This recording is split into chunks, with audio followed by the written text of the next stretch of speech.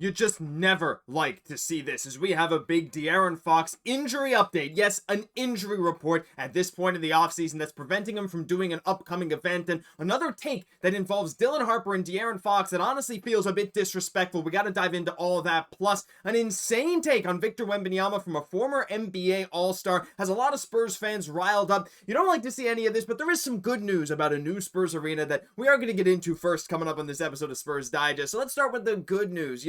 I'm sure you want to talk about Jeff Teague, Victor Wembanyama. You've probably already seen it. I just want to talk about that in a moment. And this De'Aaron Fox injury news, hopefully it's not too bad, but I want to start here, and I'll source this down below so you can check out the article. But the Spurs officially commit over $1 billion to Project Marvel. I gotta say, it's a cool project name at the very least. New arena, downtown revitalization. Now, not going to spend too much time on this, just in case you guys didn't see it, just wanted to give you guys the heads up that there's $500 million for a new state-of-the-art arena with guaranteed coverage of cost overruns by SS&E, $500 million in an adjacent private downtown development, $60 million in additional community incentives. So this is just something big, something we've been waiting for a while. Going to games, watching the Spurs, whether there's AT&T, Frostbank, whenever you went, if you're still going, if you went in the past. Hey, I haven't been to a game in a number of years, but hey, I went when it was still the AT&T Center. But hey, you know what? This is a great thing. The building right now is okay, but I know in a lot of fan polls and stuff, the overall experience at the arena itself, not just San Antonio as a city, hasn't been rated that highly. So, this seems to be good news. It seems to be good news, and I'd like to see your thoughts down below for those of you that are maybe going a lot, those of you that live closer to the area maybe than I do, and I want to hear your thoughts, because to me, at least when I've been there, I think this is a much needed thing. But anyway, would love to hear your guys' thoughts on that down below, because just something I wanted to open the video with, as we're going to get into some other stuff now. So I wanted to leave some good news there to start off the video. Before I got into this, now, you guys have probably already seen this, and I just wanted to give my 2 cents on it. And hey, if you're not interested in talking about what Jeff Teague had to say about Wemby, then you can skip ahead to the De'Aaron Fox thing. No problem. There are timestamps, but stick around, because I want to hear your guys' input on this. So, this is going to be extremely controversial, but I think there is some truth to what Jeff Teague said, but he's completely wrong, right? I understand what he's saying when he says the reason I say he's better than Wemby is because Wemby ain't really did nothing. We just like Wemby because he's a freak. He's a phenomenal player. I'm going to go with what I see. Let me just say that my take is not controversial. You guys know, obviously, I think he's completely wrong, and he's maybe saying it for clicks, maybe not. I get what he's saying, though. The Magic have had better teams than the Spurs. Therefore, he sees Paolo as better because there's been more success. That point alone, I can agree with. Every other part of this, I completely disagree with. And I just wanted to dissect this. I don't like... Now, again, context matters. And he says, we just like Wemby because he's a freak. And I don't think he meant, we only like him because he's a freak. I think he said, look, it's one of the main reasons we're attracted to watching him, this kind of stuff, right? So, I'll give him the benefit of the doubt there, but we don't just like him because he's a freak. We like him because he's putting up better numbers than Paolo pretty much across the board. Yeah, Wemby has 0.2 more turnovers a game. He's averaging 1.6 fewer points, yet is Depoy level defender, would have won it this year. NBA blocks per game leader, averaging more rebounds.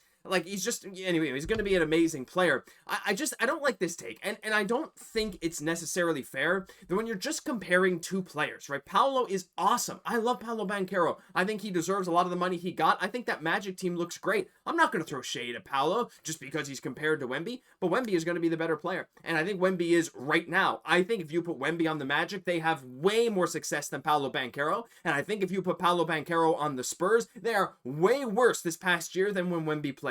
That's my kind of barometer there, right? Is a player better or worse if they swap roles? Not always the best way to do it, but objectively, Wemby has more impact on the game. Just because the Magic are further ahead in their rebuild doesn't mean Paolo's a better player. So I get it, but I just wanted to put that out there because I feel like I'm going crazy with some people agreeing with this take. Most people completely disagree, I'll be fair, just like you guys. We all disagree, but anyway, I just wanted to revisit this in case you haven't seen it yet, because one of the more insane things I have ever seen. But final thing we got to get into today, jam-packed video today. Wanted to talk a bit about De'Aaron Fox. And so actually, before we do that, let me just fix this. Sometimes the name stops scrolling. That's the magic of editing, or just pausing. Here we go. So De'Aaron Fox was supposed to do an Asian tour in a few different cities, but he announced that he could not go. And I was like, okay, I saw this online. I was like, okay, well, what's going on here? People don't show, there's various reasons.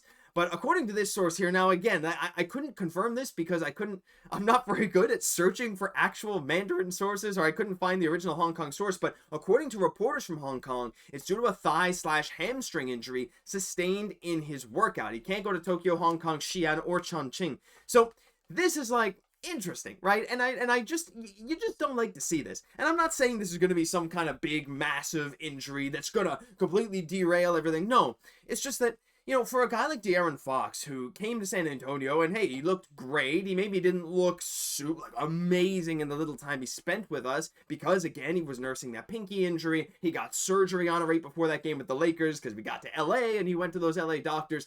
And things were looking great. He's doing an off-season workouts. Wemby's been cleared for basketball. We can't wait to see Dylan Harper, De'Aaron Fox. We'll talk about Dylan Harper in a second, too. But then we just hear, like, you know, to be in the middle of the offseason, rehabbing that pinky, finally being ready to go, and to not be able to go on a trip because of a thigh/hamstring injury, that's kind of brutal. And again, like, I'm hoping that this is just maybe blown, I don't know, I want to say blown out of proportion. Maybe it's not the real reason, whatever.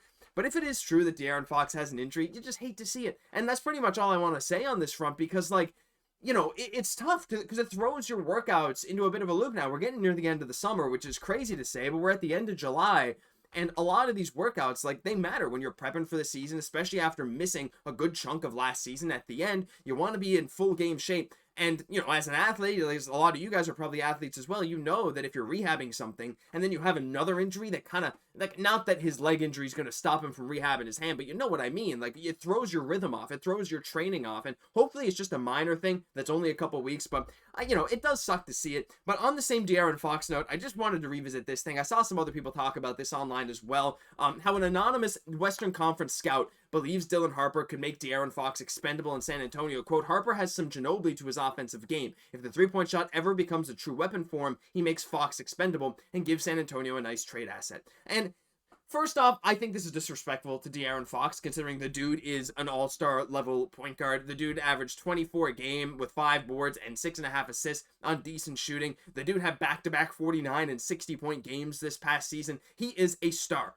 Like a straight up star, and we haven't seen Dylan Harper in the NBA yet at all. And I understand that, like, you know, there's two ways you could take this, because, like, on the one hand, I understand the idea that, look, Dylan Harper was the second pick in the draft. His ceiling, is it higher than what Fox is now? I think if everything comes together, it could be higher than what Fox is now. So I get it from that perspective. But on the other hand, that ceiling, there's probably like an 80% chance, 90% chance he never reaches that pure ceiling. He could be as good a player as Fox, and it's hinged on, you know, I know they're saying, like, if the three-point shot ever becomes a true weapon, he makes Fox expendable. Yeah, I mean, Dylan Harper with a weapon of a three-point shot is straight up probably going to be one of the better point guards in the entire NBA. And yeah, so I get it from that perspective, and he does have some Manu in his game. But at the same time, I think people are just taking this as like, oh, no, like, you know, freaking out, like, oh, you know, are they saying Fox is not? No, I don't think that this anonymous executive is saying De'Aaron Fox could be traded tomorrow. I think they're saying maybe longer term, Dylan Harper could take over. Maybe you move Fox before the end of when his extension ends.